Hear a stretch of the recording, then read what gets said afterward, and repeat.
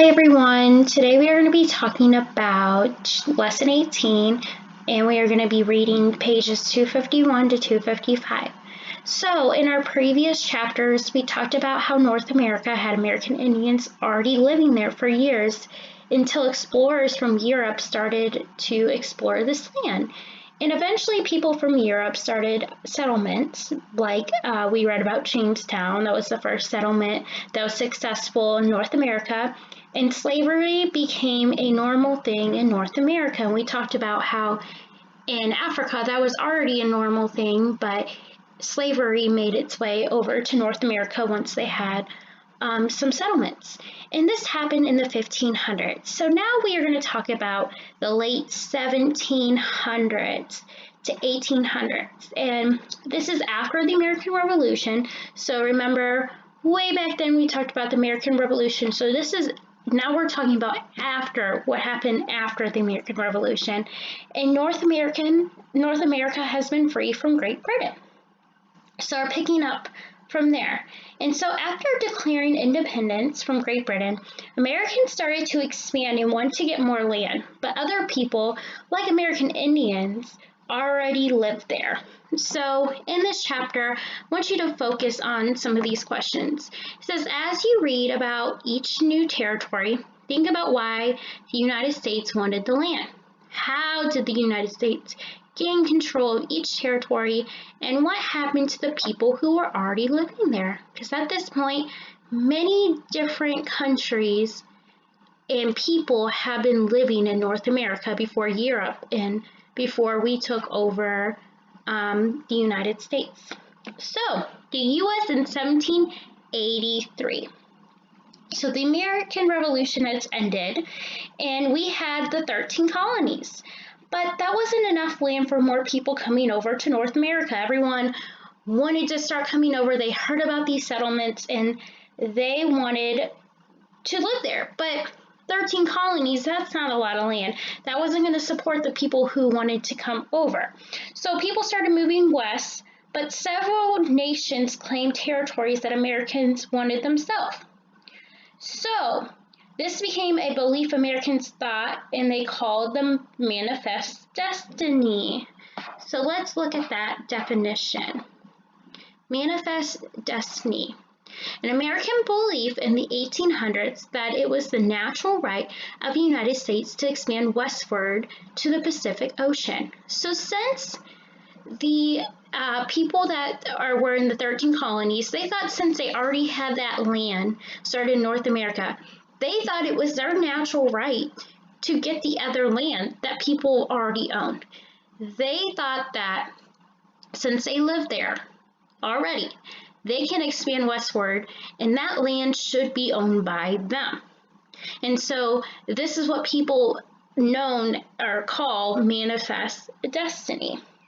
So that's going to lead into some other issues because, like I said earlier, many people have already owned this land. And this is going to lead into the Louisiana Purchase. So, the Louisiana Purchase, this was the first land that the U.S. gained in 1803. So this is the first land that the 13 colonies actually got, and I have a picture right here. So this is where our 13 colonies are right here, and we eventually get to purchase this whole land in green right here, which is double the size of what we have right here. So that was a pretty good chunk of land that we got to own. And you can see other people like Spain Spain had this land over here. So other people had these territories. And so during this Louisiana Purchase, we brought most of the land between Mississippi River and the Rocky Mountains from France. So this was great for shipping goods. Why we brought this land? Well, France needed the money. So they striked up a deal and the U.S. got to double in size. So France needed money and we needed land. So we were able to purchase this at a pretty good price, I would say. I know it's $10 million seems like a lot. Oh, I'm sorry, 15 million seems like a lot, but at that time, for that amount of land, that was a really good deal, and we were able to move out into that area. But unfortunately, when the U.S. took over the land, it meant that American Indians were kicked out and moved to other areas. Tribes like the Cherokees had to move, but many suffered. So remember, we did learn about some of those tribes that were mentioned in this chapter, and thousands of them had to move because we got that land and we had new settlers coming in and they kicked them out. All right, let's move on to talk about Lewis and Clark and their expedition. So President Jefferson made plans for an expedition, which an expedition is a group of people set to explore unknown places. And they were wanting to explore the new land, the Louisiana Purchase. So they were told to go and go explore this land over here, and they eventually wanted to find a way to get to the Pacific Ocean. And why would they want to go to the Pacific Ocean? Is because they are able to trade more and able to have easy access to other countries as well.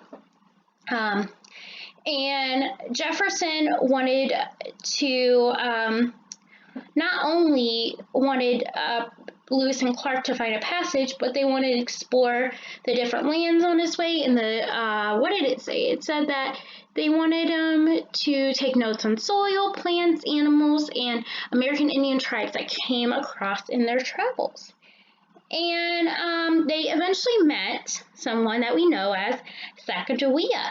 And she came on and traveled along with Lewis and Clark, and she helped them travel as well. And what was really cool that I read right here is that they started up on the Missouri River from St. Louis, Missouri. So we're kind of famous for having Lewis and Clark start here, right where we live in St. Louis, Missouri. And that's pretty important. I don't know if you ever go down to the riverfront in St. Charles, Missouri, but you can see a big statue of Lewis and Clark right there, and you can look up some of their history and some of their diaries that they wrote in there. So it's pretty cool that Lewis and Clark started up right here in our very own St. Louis, Missouri. So last but not least, the thing that you had to read was about Florida. And this page talked about how the U.S. fought to get the land, which is now known as Florida. So during this time right here, you can see Spain ruled Florida.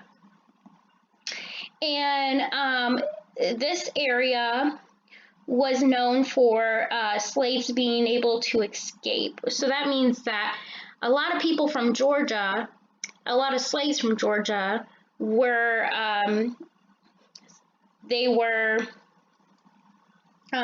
going from that area, and they were escaping, and they were going down to Florida, and they were going to live with a tribe called the Seminoles. And it was really starting to irritate people that were living in Georgia. And also the U.S. was always looking for ways to expand. So they started many attacks with the Seminoles, and eventually Spain sold the land to U.S. because they're just like, I have it. We should have no more fighting. We're just going to let you buy Florida. And then once the U.S. bought Florida, there was another war that happened against the tribes that were there. And eventually, it's so sad, but most of them died, or most of them were either killed or forced to move west. So it was really kind of sad how some of the things happened, but that's just how it was back then. They fought for land, and you know, it was part of manifest destiny that people were doing in the U.S. and the North America. They thought it was their right to go across and try to get as much land as they did. And eventually we're going to have the whole 50 states in America, but this was their way of expanding and getting more and more land. So tomorrow or the next day, we will talk about the last part of this chapter.